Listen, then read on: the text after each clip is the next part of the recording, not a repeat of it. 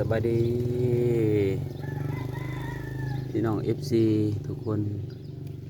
ทั้งฝั่งเกาหลีแล้วก็ฝั่งไทยฝั่งลาวต่างประเทศทุกมองทุกบอนเนาะพี่น้องเนาะบรรยากาศเศร้าๆมื้อนี้มาเก็บบรรยากาศตอนเช้าๆพี่น้องเบิ่งลูกสาวไปเบิ่งมาหยอกเดียว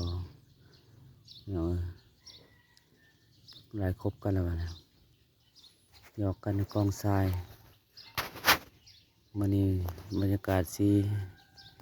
เย็นๆเนี่ยเนาะ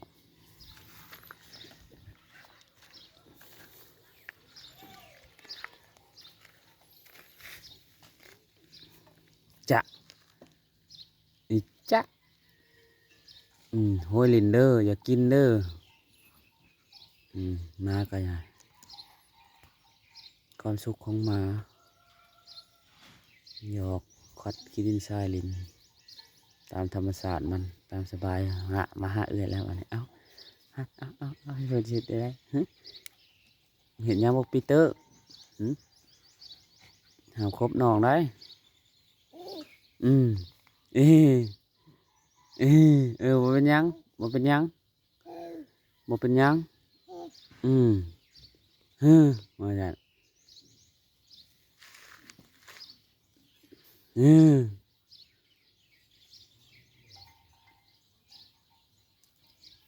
ม้าก็อยู่ส่วนม้าคนก็อยู่ส่วนคนอย่าไปใกล้มันบ่ครบดอก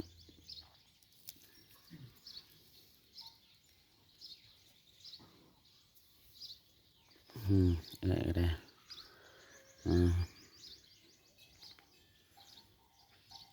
มาก็ได้หยอกเดียวครบหยอกเดียวเหรอน้อยๆอันนี้เก่งกระมูได้เพิ่นโหมักหยอก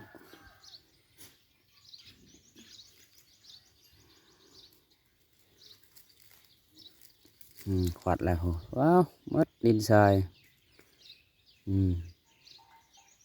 ดินทรายกองบักง่ายนึงขวัดลง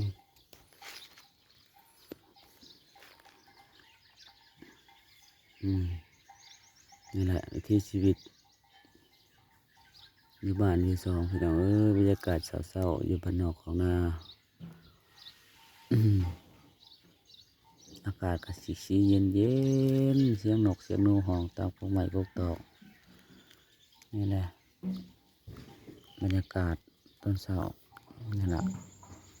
เงินซานบาทสองพี่น้องก็สิประมาณนี้แหละ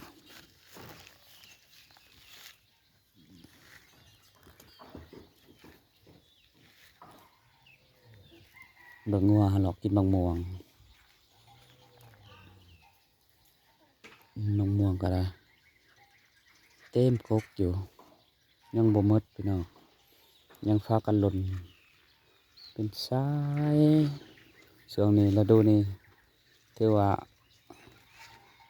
กินเป็นกินนะพี่น้องบางม่วงสุกนี่คือบรรยากาศเด้อพี่น้องเด้อบรรยากาศอยู่ในบ้านบรรยากาศมาแมวอยู่ในบ้านในซองคนหน่อยน้ำตอนสาวมาเอาลูกไปยางเล่นพี่น้องให้นี่อันนั้นแน่กำลังกายออกกำลังกายตอนเช้าผู้นั้นก็ได้ให้ออกกำลังกายแบกสอบเข่าไป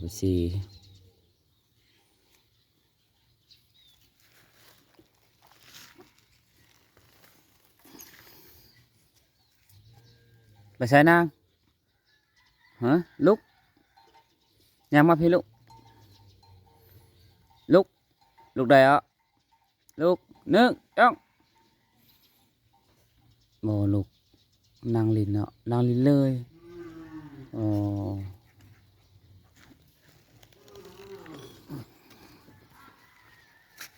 จ้ะ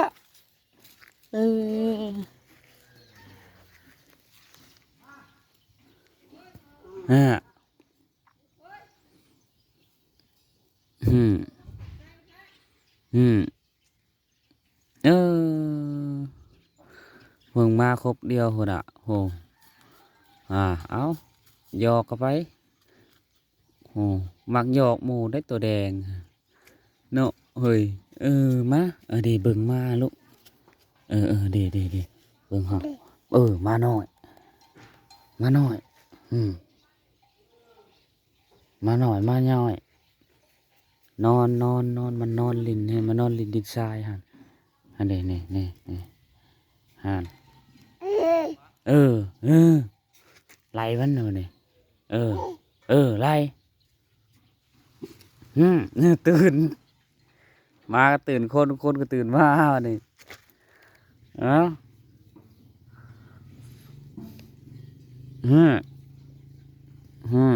ให้นอนหันมาหยอกกันหาให้นอนในดินทรายฮะดีมาดีแงบนอนดีเจ้า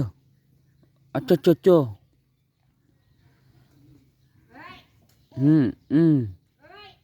อืมอืมจ้าไพ่อื่นหะ25เห็นแล้ววะนี่